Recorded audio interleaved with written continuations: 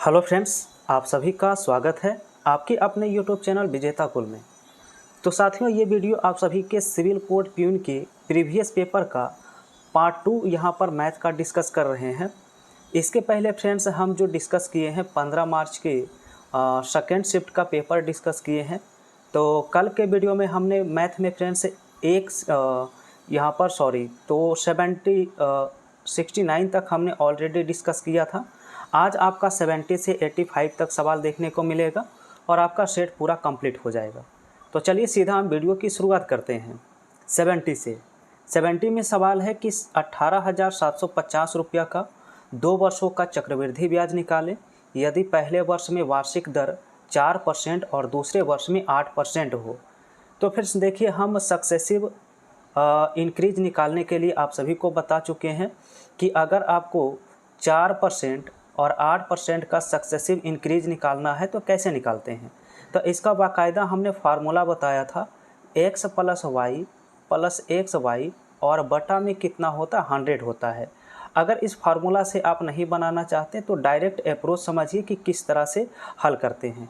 सबसे पहले इन दोनों को मल्टीप्लाई करते हैं तो 8 चौक कितना होता है 32 और इसके बाद हम डेसिमल लगा देते हैं, 32 के आगे डेसिमल देंगे और फ्रेंड्स आप एक बार जोड़ देंगे। 8 और 4 कितना होता है 12, यानी इसका इफ़ेक्टिव रेट जो निकला है, प्रभावी दर जो निकला है 12.32% निकला है। और यही आपका कंपाउंड इंटरेस्ट है। आपसे पूछा गया कंपाउंड इंटरेस्ट, तो देखिए प्रिंसिपल की राशि कितना है 18,750 है और इसका कितना परसेंट ज्ञात कर लेना है। तो आपका जो इफ़ेक्टिव रेट आया है 12.32%, ये इसी से आपका आंसर निकलने वाला है। इतना हल करेंगे तो आपका आंसर आएगा। अब इतना मल्टीप्लाई करना थोड़ा ज़्यादा कैलकुलेटिव है तो हम सीधा डिविजिबिलिटी रूल इस्तेमाल करके और सीधा ऑप्शन टिक करेंगे। देखिए, अगर आप 18,750 को देखते हैं तो इनके डिजिट का डिजिटल सम कितना होगा 8 1 9 7 16 5 21 और 21 जो होता है वो 3 का मल्टीपल होता है। यानी हमारा आंसर वही हो सकता है जो 3 का मल्टीपल रहा होगा, 3 का मल्टीपल रहा होगा। पहला ऑप्शन में देखिए ज़रा, सभी का डिजिट कितना होता है 2 3 5 और 2 7। 7 जो है वो 3 का मल्टीपल नहीं है, इसलिए ए ऑप्शन तो आंसर नहीं होगा। दूसरा ऑप्शन में जोड़ेंगे तो 3 2 5 और 1 6 होता है और 6 जो है ये 3 का मल्टीपल है, इसलिए आंसर हमारा बी हो जाएगा 2310 रुपया। इसका क्या आ जाएगा राइट आंसर। तो ये काफ़ी सिंपल सवाल पूछा गया था। अगला क्वेश्चन देखिए 71 है अलजेब्रा का। लिखा यदि x प्लस 1/x3 हो तो x square plus 1/x square का मान क्या होगा। तो इसका देखिए फार्मूला होता है, याद रखेंगे फार्मूला क्या होता है, तो a स्क्वायर और माइनस का 2, ये डायरेक्ट फार्मूला होता है। तो a के स्थान पर 3 रखेंगे तो 3 का स्क्वायर माइनस 2 करेंगे, 9 में से 2 घटेगा तो आंसर कितना आएगा 7 आ जाएगा। बी ऑप्शन इसका राइट आंसर हो जाएगा। क्वेश्चन नंबर 72 में पूछा गया था सवाल, लिखा 200 मीटर की दौड़ में ए और बी क्रमशः 22 सेकेंड और 25 सेकेंड में एक दौड़ को पूरा करते हैं। ए जो है 22 सेकेंड का समय लेता है तो बी जो है 25 सेकेंड का समय लेता है। ये टाइम का रेशियो है। हम जानते हैं अगर डिस्टेंस कांस्टेंट हो, बराबर हो, तो टाइम का उल्टा क्या हो जाता है, स्पीड हो जाता है या डिस्टेंस हो जाता है। ठीक है, अगर यहाँ पर आप देखेंगे तो फ्रेंड्स इनका रेशियो क्या आ जाएगा, तो उल्टा हो जाएगा, अपोजिट, यानी कि 25 अनुपात कितना हो जाएगा 22 हो जाएगा। ठीक है, तो जब डिस्टेंस कांस्टेंट होता है तो स्पीड का रेशियो ही डिस्टेंस का रेशियो हो जाता है। क्वेश्चन में लिखा है टोटल 200 मीटर की दौड़ है तो ए अंतिम छोर पर जब पहुंचेगा तो बी कितनी दूरी पर होगा। अब यहाँ से काफ़ी सिंपली हम हल कर सकते हैं। इसमें ए जो है अंतिम छोर पर पहुंचता है, इसका मतलब ए जो है 200 मीटर की दौड़ पूरा किया है तो 25 का कितना मल्टीपल है, तो 8 मल्टीपल है। तो बी जो है वो कितना डिस्टेंस कवर किया होगा, तो 22 में 8 का मल्टीपल करेंगे तो 176 मीटर होगा। तो कहा गया है कि बी तब तक कितना पहुंचेगा। अब बताइए 200 मीटर में से ये मात्र 176 मीटर दौड़ को पूरा किया है, यानी कि कितना मीटर जो है अभी दूरी है अंतिम छोर से, तो 24 मीटर। 200 में से 176 माइनस कर देंगे, 24 मीटर दूर है अभी अंतिम छोर से। ए ऑप्शन इसका क्या हो जाएगा, राइट आंसर। चलिए नेक्स्ट क्वेश्चन देखिए, यहाँ पर 73 नंबर प्रश्न है। क्वेश्चन में लिखा, यदि किसी आयताकार भूखंड की लंबाई में 5% की वृद्धि, चौड़ाई में 10% की कमी किया जाए तो क्षेत्रफल में कितने % की वृद्धि अथवा कमी होगा। तो फ्रेंड्स इसका फार्मूला आप नोट करेंगे। डायरेक्ट फार्मूला होता है x माइनस वाई माइनस का एक्स वाई और बटा का 100 होता है। ठीक है, तो अब ज़रा देखिए, x के स्थान पे हम 5 रखेंगे, माइनस का y के स्थान पे 10, फिर माइनस लिखेंगे 5 गुने 10 और बटा का कितना लिखेंगे, 100 लिखेंगे। और यहाँ से फाइनल उत्तर देखिए कितना आएगा, 1 0 से 1 0 कटेगा, 5 दूनी 10 होता है और यहाँ पर 5 में से 10 घटेगा तो माइनस का 5 आएगा और माइनस का 0.5 आएगा। जोड़ेंगे तो माइनस का 5.5 आएगा, यानी कि 5.5% की कमी आएगा। माइनस जो होता है वो कमी को दर्शाता है। सही आंसर इसका बी ऑप्शन करना होगा, 5.5% की कमी। चलिए अगला क्वेश्चन देखिए क्या दिया है। 74 में पूछा गया था सवाल में, दो संख्याएं जिनका रेशियो 5:6 है, यदि इनका HCF 4 है तो LCM क्या है। फ्रेंड्स जब भी ऐसा सवाल आ जाए तो समझ जाइए आपके लिए काफ़ी आसान सवाल पूछा गया है। LCM निकालना है तो इन तीनों को एक साथ मल्टीप्लाई करिए, यानी रेशियो में जो अंक है 5 गुने 6 और जो आपका HCF है इसमें मल्टीप्लाई कर दीजिए, आपका LCM आ जाएगा। 6 5 30 और 30 चौक 120 होता है। आंसर इसका सी ऑप्शन हो जाएगा। इसके बाद नेक्स्ट क्वेश्चन 75 में पूछा है, यदि दो अंकों की किसी संख्या एवं उस संख्या के दोनों अंकों का परस्पर उलटने पर प्राप्त संख्या के बीच का अंतर 27 है तो संख्या के दोनों अंकों का अंतर बताइए। देखिए आपको याद रखना है, जब एक संख्या हो और उसके अंक को परस्पर बदलने पर जो अंतर आपका दिया होता है और आपसे अगर अंकों का अंतर पूछा जाए तो कुछ नहीं करना है, आप सिंपली 9 से डिवाइड कर देंगे, क्योंकि उनके अंकों के बीच का अंतर कितना आता है, 9 आता है। डायरेक्ट आपका आंसर आ जाएगा। 9 से डिवाइड करेंगे तो उनके अंकों के बीच का अंतर 3 आ जाएगा। ए ऑप्शन इसका क्या हो जाएगा, राइट आंसर। चलिए अब देखिए अगला सवाल यहाँ पर 76 है। लिखा है, निम्न में से कौन सा भिन्न 2/3 से छोटा है। फ्रेंड्स देखिए इसके करने के कई तरीके हैं। ठीक है, आप भाग लगा सकते हैं या फ्रैक्शन मेथड से कंपेयर करके आंसर निकाल सकते हैं। हम यहाँ पर फ्रेंड्स सभी का भाग दे करके और यहाँ पर देखेंगे कि कौन इसका आंसर होगा। 2/3 का अगर आप सॉल्यूशन करते हैं तो ये आपका वैल्यू 0.66 आएगा इस तरह से। ऑप्शन ए में 7/12 दिया है तो इसका वैल्यू जो आएगा निकल के वो आएगा 0.583। ठीक है, जबकि बी ऑप्शन में 11/18 लिखा है, इसका वैल्यू आएगा 0.611। 9/15 जो लिखा गया है इसका वैल्यू फ्रेंड्स 0.6 आएगा और 17/24 को हल करेंगे तो ये वैल्यू आपका 0.7 ठीक है 08 आएगा। कहा गया कि कौन सी संख्या जो है 2/3 से छोटी नहीं है, तो इनमें एक ही ऑप्शन ऐसा है जिसका वैल्यू 0.708 आ रहा है, जो सबसे ज़्यादा है। तो आंसर इसका डी ऑप्शन मार्क करना होगा, जो 2/3 से छोटा नहीं होगा। चलिए अब अगला सवाल देखिए 77। ये सिंप्लीफिकेशन का आपसे सवाल पूछा गया था। √32 को आप क्या लिख सकते हैं, तो √32 को हम तोड़ के लिख सकते हैं 16 दूनी 32 इस तरह से, प्लस करेंगे। √48 को क्या लिख सकते हैं, तो 16 तिया 48 लिख सकते हैं। √8 को हम क्या लिख सकते हैं, तो √8 को हम 4 दूनी 8 लिख सकते हैं इस प्रकार से। और 12 को क्या लिख सकते हैं, तो 4 तिया 12। अब एक बार सबका स्क्वायर रूट निकालिए। 16 का स्क्वायर रूट 4 होता है तो 4√2 होगा। 16 का स्क्वायर रूट 4 होता है, 4√3 रहेगा। बटा में 4 का स्क्वायर रूट 2 होता है तो 2√2 होगा और 4 का स्क्वायर रूट 2 है तो 2√3 होगा। अब यहाँ पर कुछ कॉमन निकलते हैं तो कॉमन कर सकते हैं। ऊपर जो वैल्यू है फ्रेंड्स वो 4 कॉमन है तो आपका √2 बचेगा और √3 बचेगा।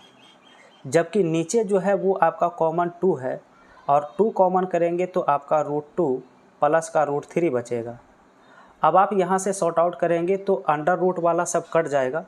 4 को 2 से डिवाइड करेंगे, 2 बार में कटेगा। फाइनल इसका आंसर जो है 2 निकल के आया है। 2 किस ऑप्शन में दिया है? तो ए ऑप्शन में दिया गया है। चलिए अब अगला सवाल है क्वेश्चन नंबर 78।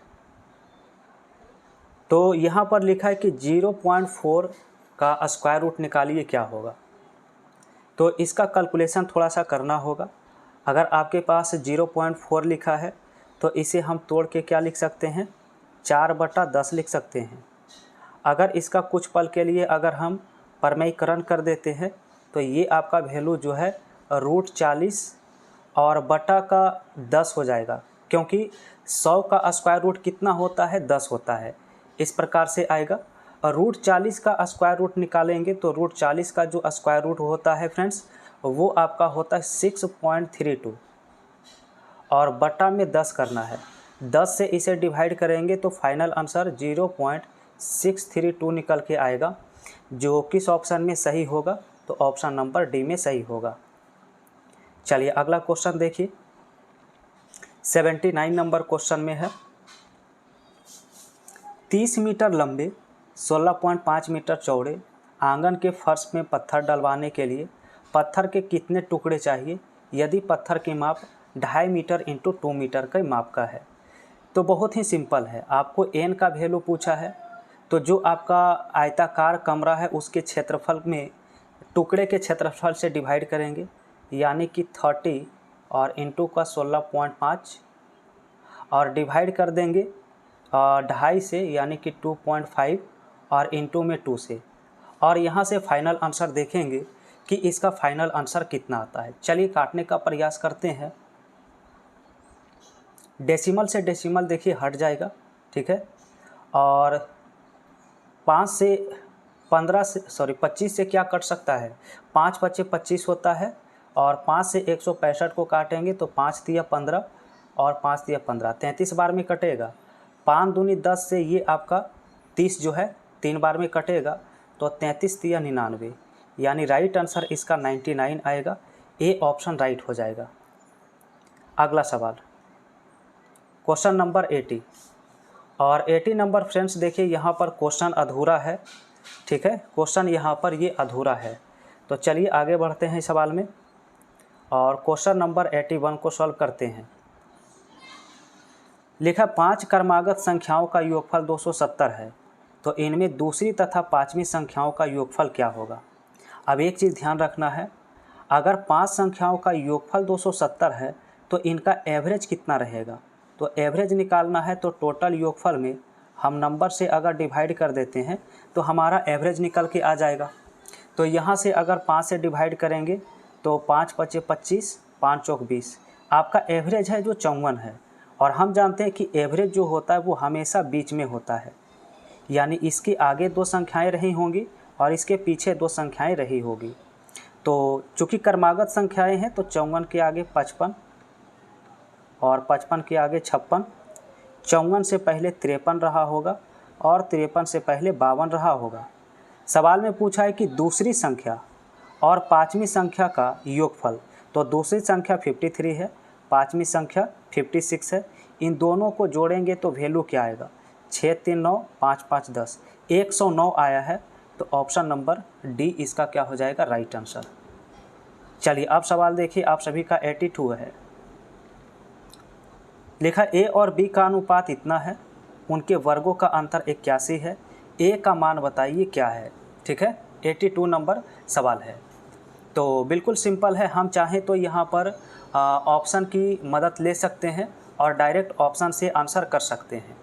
जैसे अगर हमने फ्रेंड्स यहाँ पर पहला ऑप्शन उठाया है ए ऑप्शन 12, ठीक है। अब यहाँ पर कहा गया है उनके वर्गों का अंतर कितना होना चाहिए? ठीक है, 81 होना चाहिए। तो अगर 4 का वैल्यू 12 है तो 3 मल्टीपल हुआ है, तो दूसरी संख्या जो है 3 मल्टीपल करेंगे तो 15 रहा होगा। अब इन दोनों का स्क्वायर का अंतर देखेंगे कितना आता है, 12 का स्क्वायर और 15 का स्क्वायर। 12 का स्क्वायर 144, जबकि 15 का स्क्वायर 225 होता है। अगर 225 में 144 हम माइनस करते हैं तो ये वैल्यू कितना आएगा, 5 में 4 घटेगा 1, ठीक है, और 12 में से 4 घटेगा तो 8 बचेगा।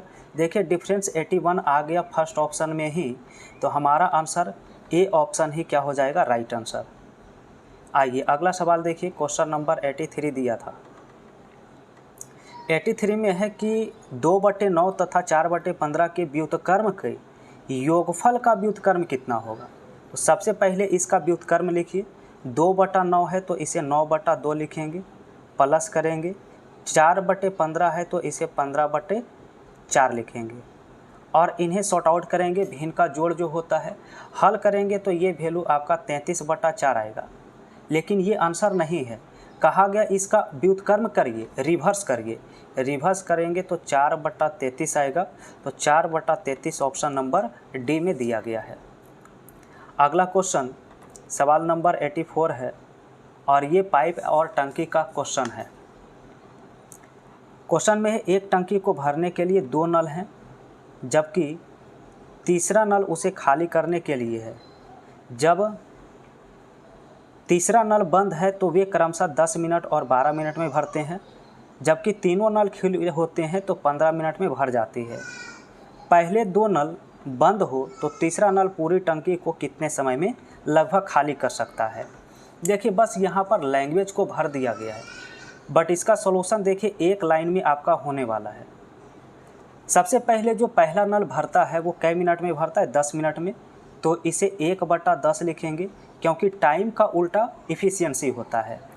दूसरा नल इसे 12 मिनट में भरता है तो प्लस का 1/12 करेंगे, जबकि तीनों नल खुले होते हैं तो 15 मिनट में भर जाती है।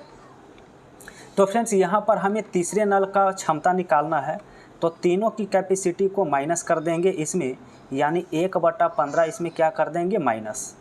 बस इतना आपको हल करना होगा। आप इतना हल करते हैं तो आंसर आ जाएगा। एलसीएम लेंगे तो नीचे 60 आएगा, 10 छक 60 होता है, 12 पचे 60 होता है, और माइनस का 4 होगा। तो ये वैल्यू आपका कितना निकल के आएगा, तो 7/60 आया है। लेकिन ये आपका क्या है, तो ये इफ़िशियंसी है, क्षमता का रेशियो है। हम जानते हैं कि जो इफ़िशियंसी का अपोजिट होता है वो टाइम होता है। तो टाइम निकालना है तो इसे उल्टा करना होगा, 60/7 करना होगा। अगर इसे हम फ्रैक्शन के रूप में तोड़ें तो 7×8 = 56, यानी 4/7, यानी 8 मिनट से ज़्यादा लगेगा। हम इतना बता सकते हैं कि 8 मिनट से ज़्यादा आंसर होना चाहिए। तो 8 मिनट से ज़्यादा एक ही ऑप्शन है, इसलिए बिना कैलकुलेशन का ही हम आंसर दे सकते हैं। 8 मिनट से ज़्यादा यहाँ पर एक ही ऑप्शन है, तो 9 मिनट 32 सेकेंड इसका क्या हो जाएगा, राइट आंसर हो जाएगा। ठीक है, चलिए और आज का अंतिम प्रश्न है, देखिएगा 85 नंबर। लिखा है किसी वस्तु का क्रय मूल्य उसके अंकित मूल्य का 80% है तथा 12% बट्टा देने के उपरांत व्यापारी का प्रॉफिट परसेंट कितना है, ये आप सभी से पूछा गया है। तो क्वेश्चन में लिखा है किसी वस्तु का क्रय मूल्य, तो हम क्या करेंगे, क्रय मूल्य अंकित मूल्य का 80% है। हम फ्रेंड्स मार्क प्राइस मान लेते हैं। हमने माना मार्क प्राइस 100 रुपया है, तो इसका कॉस्ट प्राइस कितना रहा होगा, इसी का 80%, यानी 80 रुपया इसका कॉस्ट प्राइस है। जबकि कहा गया 12% का डिस्काउंट दिया जाता है, और देखिए जो डिस्काउंट दिया जाता है वो मार्क प्राइस पर दिया जाता है। तो 100 रुपया का 12% का डिस्काउंट देंगे तो इसका सेलिंग प्राइस 88% रहेगा, यानी हम कह सकते हैं कि जो इसका सेलिंग प्राइस आया होगा वो 88 रुपया आया होगा जब 12% का डिस्काउंट दिया है। कहा गया प्रॉफिट परसेंट बताइए। अब बताइए कोई वस्तु 80 रुपया में ख़रीद के आप 88 में बेचेंगे तो प्रॉफिट कितने यूनिट का होगा, 8 यूनिट का, और ये 8 यूनिट का प्रॉफिट कितने से हुआ है, 80 से। परसेंट के लिए हम 100 का मल्टीप्लाई कर देते हैं और आंसर निकालेंगे कि क्या आएगा, 0 से 0 कटेगा, 8 से 8 कटेगा, कुल मिला के जो है 10% इसका आंसर आ जाएगा। तो प्रॉफिट परसेंट 10% आएगा, ऑप्शन सी होगा। तो फ्रेंड्स ये आपका कंप्लीट प्रीवियस ईयर का पेपर है जो दोनों शिफ्टों में 15 मार्च को पूछा गया था। तो इसका हिंदी, इंग्लिश और मैथ का सारा क्वेश्चन हम डिस्कस कर चुके हैं। चैनल पर नए हैं तो आप लोग प्लेलिस्ट में जाइए, पीछे के प्रीवियस पेपर को कंप्लीट करिए। साथ ही साथ चैनल पर नए हैं तो आप सभी का प्रतिदिन लाइव क्लास भी होता है इसका, जिसमें फुल मॉक टेस्ट डिस्कस करते हैं रात 8 बजे। आप लोग इस समय ज़रूर जुड़िए, आज से ही काफ़ी महत्वपूर्ण सेशन आप सभी के एग्ज़ाम के लिए होता है। तो फ्रेंड्स, आप लोगों के एग्ज़ाम में आपके शिफ्ट में कितना आपने सही किया था कमेंट में ज़रूर बताइए। और वीडियो पसंद आया हो तो लाइक, और पहली बार जुड़े हैं तो चैनल को भी सब्सक्राइब करके बेल आइकन की घंटी प्रेस कर लीजिए।